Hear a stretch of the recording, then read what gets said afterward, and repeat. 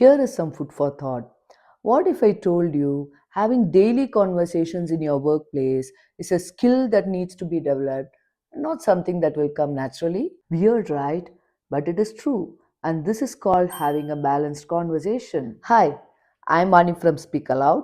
I'm creating a weekly series through which you would master how to have difficult conversations in the workplace successfully. With that, let's begin with episode 1 of Winning Conversations with Vani. First, let's understand what a balanced conversation is. Is it talking too much? No. Is it talking too little?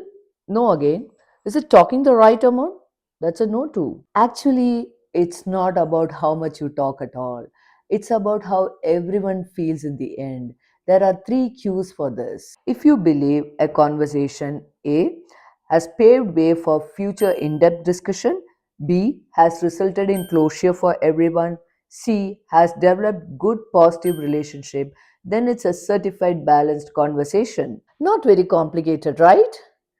Now it's time to start evaluating all your workplace conversations using our trusted ICR rubric. After all this plays into how your career moves. Till then, happy conversing and see you next time with step by step game plan to ace complicated and sometimes awkward situations at work.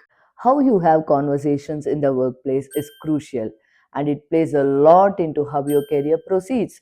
So it's important to take it as a skill rather than something that will come naturally. Hi, I'm Vani from Speak Aloud and I'm creating a weekly series to show you how you can use balanced conversations to manage difficult interactions at work. With that, let's begin episode 2 of Winning Conversations with Vani. At some point in your career, you'd have to work with many teams together to achieve a collective goal. Even though the goal may be the same, you would soon realize that everyone has their own views and agendas, which would mean conflict. And when conflicts happen, deadlines are delayed, and then everyone is unhappy. To fix such an issue, tact is very important. Take a moment on your own to gauge what each and every team member in the project actually wants. Follow the OI method, observe and interact. The next step would be to give everyone a holistic picture of the ultimate goal. This could be done by breaking down the objectives into small to dos. The most important aspect is to consider everyone's point of view without judgment and to take further action to reach a middle ground. Never shy away from taking initiative in resolving conflict, and soon you will be turning this dilemma into an opportunity. See you next week with a guide to handle more difficult conversations at work. Until then, happy conversing and feel free to check out other parts of the series if you would like to. Most difficult task that you would have to do in your career is to fire someone. During such times, humanity and practicality would be at odds.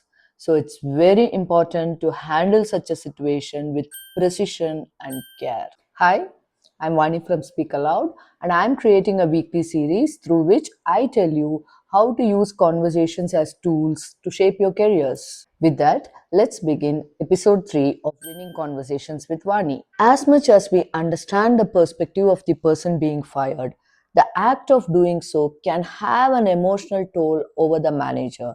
The first step is to prepare oneself for that. There are two things to be done. One, set expectations. Compose yourself emotionally while anticipating natural reactions from the recipient. Two, rehearse. Prepare the exact ideas that you would be conveying and how you would do it. This would further ensure that your personal emotions don't come in the way. Now comes the difficult part, the actual meeting. You never know how the person would react. The only thing you could do is to remain patient, act with care, and provide them space while delivering the news. For this, sandwich method is the best way. Start with a genuine note by talking about instances where the employee had been a great resource to the team and the company, highlighting their success. This will reduce the impact of the news to follow. Then, without dragging, professionally convey the decision and reasons for the same from the broadest to the narrowest one.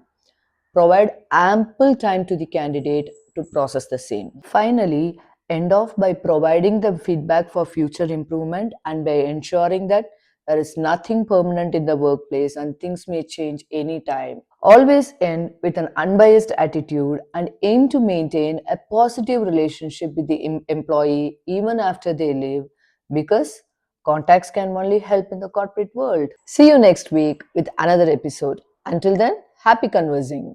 All of us would have regrets in life about past relationships falling apart. But in corporate, this could be very detrimental to your success. So it's important to resolve the conflicts tactfully and timely. Hi, I'm Vani from Speak Aloud, and I'm creating a weekly series where I tell you the importance of conversations at work. With that, let's begin episode 4 of Winning Conversations with Vani. Talking to someone with whom we have had past issue can be kinda awkward, but it's important to take this initiative. As they say, there are no permanent friends or enemies at work. Psychologically, to convince yourself to have this conversation, it is good to think of it as another to do, which you're forced to do, removing all kinds of personal emotions. Then, before you actually go and talk to this person, it's important to mentally prepare yourself. 1. Always be pleasant and friendly, creating a comfortable atmosphere for this rather awkward interaction. 2. Even if the other person allows their emotions to come in the way, you will remain cool, de escalating the situation quickly. During the actual conversation, remain receptive to the other person's thoughts, explain your side, and try to reach the middle ground by thinking about your common goals. A genuine smile and a warm body language will have a greater impact than you realize, and soon you'll be turning a sour relationship into a positive one. Over the last month, we have looked at different situations in the workplace and how they impact your career and work life. And after days of discussing how to have effective, balanced conversations, these are the key takeaways. Hi, I'm Vani from Speak Aloud, and I created a series where I tell you how to use office conversations as tools for your success. If this is the first time you're seeing me, go and check out other parts in the series. With that, for one last time, welcome to episode 5 of Winning Conversations with Vani. 1. It's never wrong to take initiative. Being the one to begin the conversation would make you seem in a more positive light. 2.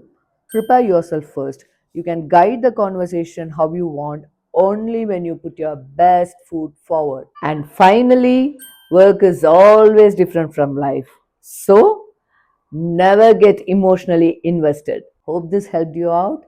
See you next week with a new workplace series.